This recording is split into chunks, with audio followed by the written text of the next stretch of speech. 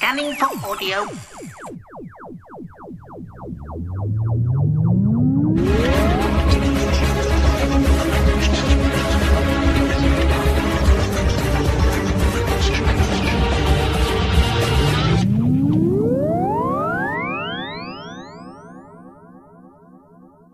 Welcome to the Tin Dog Podcast, number 95E, Torchwood, Day 5.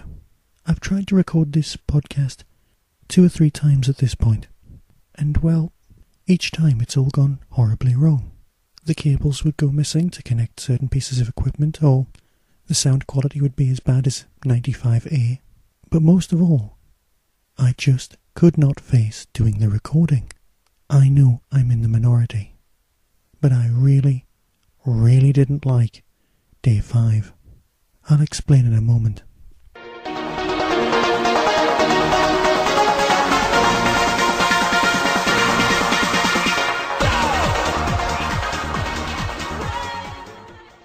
Torchwood, Day 5.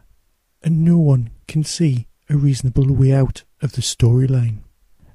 The last 3 episodes of Children of Earth have been relentlessly miserable, and my dislike for this programme puts me apart from almost every other Doctor Who or Torchwood fan I've come across.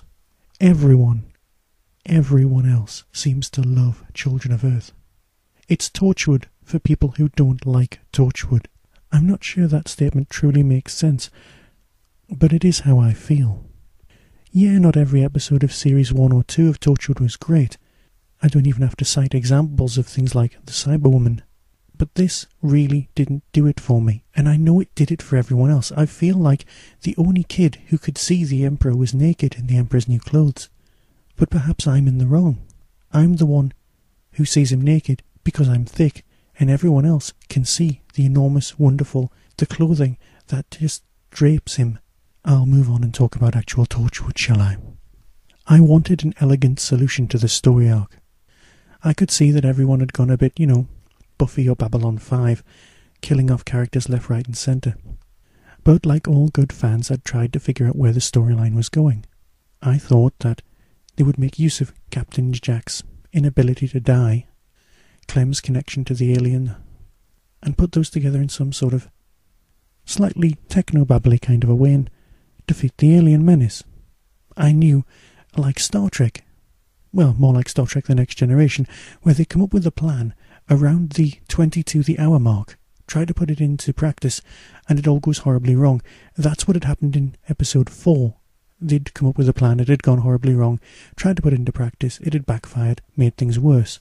But then, 5 minutes before the end of the episode, this is in Star Trek The Next Generation, they come up with a variant on the same plan, and it works.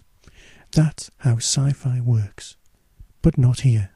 Here, we didn't get the elegant solution.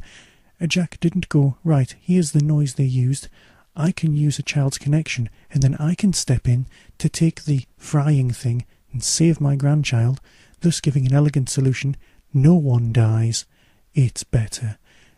I know it's meant to be dark. It's as if the writers sat round and went, how can we make this darker than anything we've ever written before? I understand this. I understand that the performances were superb. Capaldi will win awards left, right and centre. As the camera pulled away from that room and you heard all the shots, if you've still got it on Sky Plus, watch it with the subtitles. All it says is 3 shots. Then there's a pause and it says another shot. Even the subtitles were poignant. This was superbly done. But what I wanted was an elegant solution to a complex problem. What I got was a snuff movie, adults standing around while a child died. I know millions of children were meant to die. I know what they'd done is they'd made a list of all the taboos and ticked them all off. But as they also did was recreate the last ever Quatermass storyline, and then, well, give it back to us. Of course there are small plot holes, things like, if these are meant to be failing schools, how come they were all perfectly dressed in their uniforms? We all know what failing schools really are supposed to look like. I don't understand how the army didn't kick up a fuss and they just followed orders, even the ones who were supposed to be looking out for their own kids. No one got out of this unscathed, and at the very end Captain Jack has to leave the Earth. Why? For redemption? No. Mainly so that he can be in the next series of Doctor Who. Possibly in the specials, possibly at Christmas, possibly off Earth, possibly just in time for him to meet the 10th/11th Doctor, in a scene which may or may not have already have been shot. Or am I being just a little bit too cynical?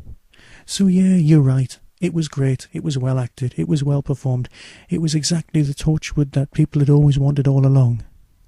Except for me, and I know I'm wrong.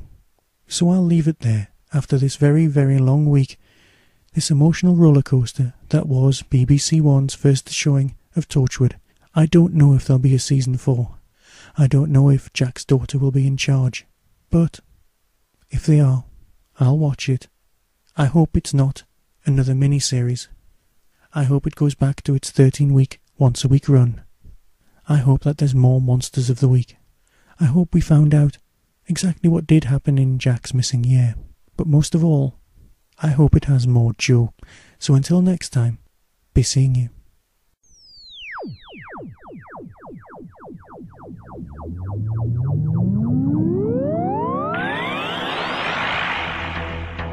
You have been listening to the Tin Dog Podcast.